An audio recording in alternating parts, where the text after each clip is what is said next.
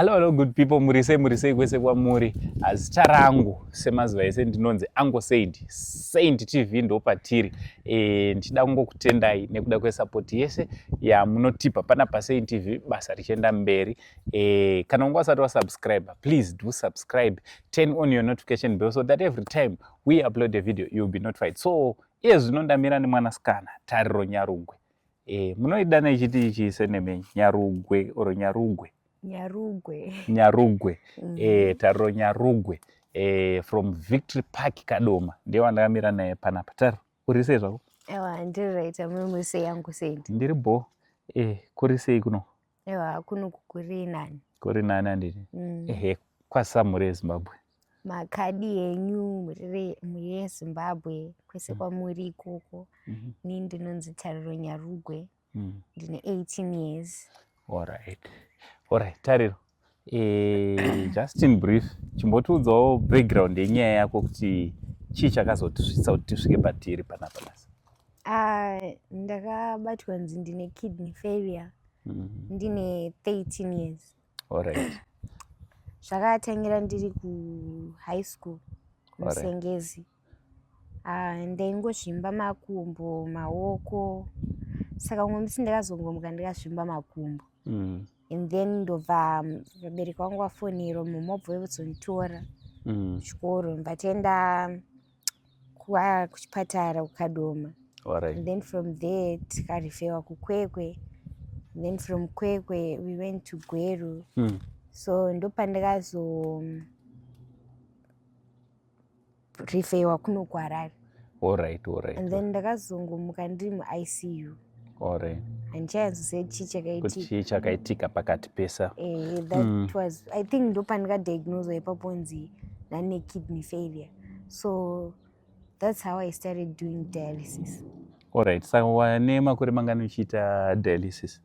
Ndane 5 years ndichiita dialysis. 5 good years. 5 good years. Yaish. Saka pawiki unoita kangani? Ndoita ka2. Ka2? Yaish. Izvi chikosta mari? $180 per session. Per session. Wow.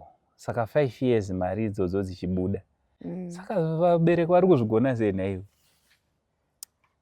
Vari kungoshingirirawo because it's a matter of life. Ndikasatoenda dialysis kwacho ndokupera kweupenyu. Zvinotodhakwa ndikatadza kunzi ndaenda dialysis kwacho.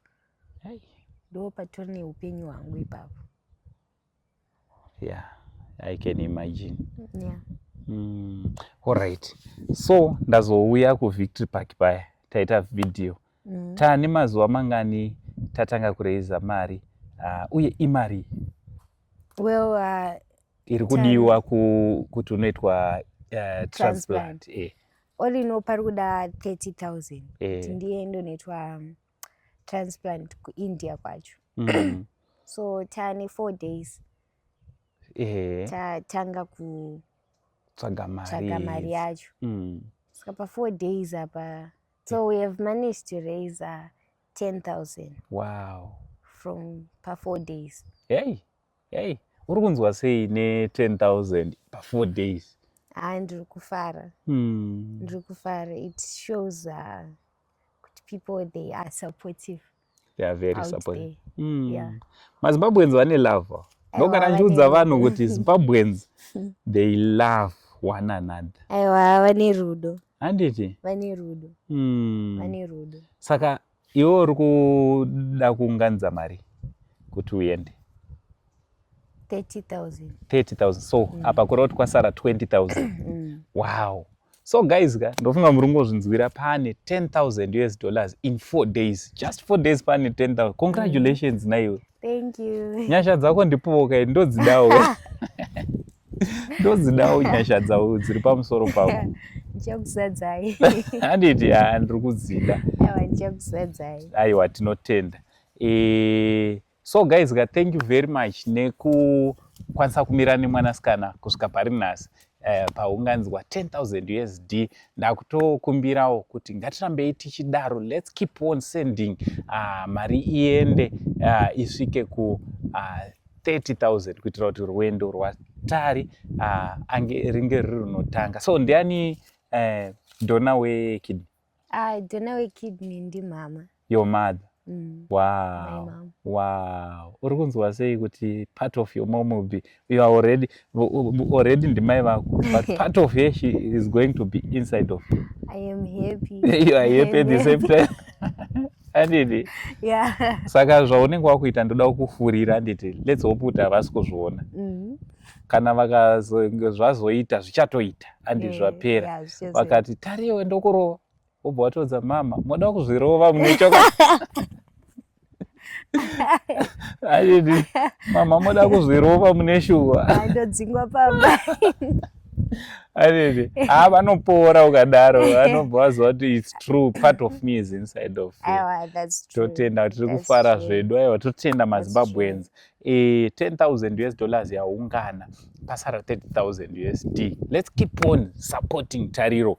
Toda kuti tikapedza Tariro, toda kuti nienda to the next person. So ngatingoitai kavara faster sezvatikaita pana Mukoma, Love More, takangoita faster vari pavari izvezvi vari kutoitwa chemo. Izvo toda kuti mwanasikana aendewo kutransplant kuIndia. Toenda pa the next person because hatisi kubata nyaya mbiri. Tiri kuda kuita nyaya ichipera tobata imwe. maZimbabweans, this place is your place, inzvimbo yenyu yekuti tinge tiri tinobatsirana semhuri yeZimbabwe. This platform, it's a national platform. Thank you very much. Ndichida kuannounce kune vane musikanzwa kuti mari yatiri kutaura panapa haisi kuchengetwa naTari. Tariro akutotsvagwa nevanhu vakufunga kuti ndiane mari, haana kana seti mana yeyu, haana kana chainacho, kana foni anenge asina kazhinji, foni chaicho anenge asina. So hapana chamunowana pana Tariro. Also kuVictory Park, kumba kwana Tariro hakuna chiriko, mari iri kutochengeterwa somewhere muaccount. So musazvinetsa zvenyu kufunga kuti vanhu vari kuchengetera mari mumba kana kuti vanhu vari mari iri kutodhipozitwa on daily basis, and munhu ari kutoziva kuti zviri kufamba sei wamungatobata neni handisi kutomuziva. So mbavha vaiva nemaoko akareba wangati mari yaungana yakawanda. Regai ndingokuudzai henyu kuti aiwa, cool down, we are ahead, handiti tine tiri ahead already zvekutokuzivai kuti muriko mune musikanzwa yakadaro. So tine chingoitira kuti Satani asakushandisei kuita zvinhu zvisina basa. Thank you very much kune vese vari kudonata. May the good Lord bless you. Aiwa, Taro, ngativaudze kuti vanhu ava kuti we love you so much. We love you so much. We love you so much. We appreciate you so much. Ndakutendai kana ndiri kumadzimai anombera sei? Anombera. Itaton. Aiwa, thank you so much, Zimbabwe. Thank you so much. My name is Uncle Saint, the only Zimbabwean uncle. Hakuna umwe sekuru wenyika ino inonzi Zimbabwe Teapot Nation. I'm the only Zimbabwean uncle. Ndamirira naye Tariro. For now, Titi, it's much love and God bless you all.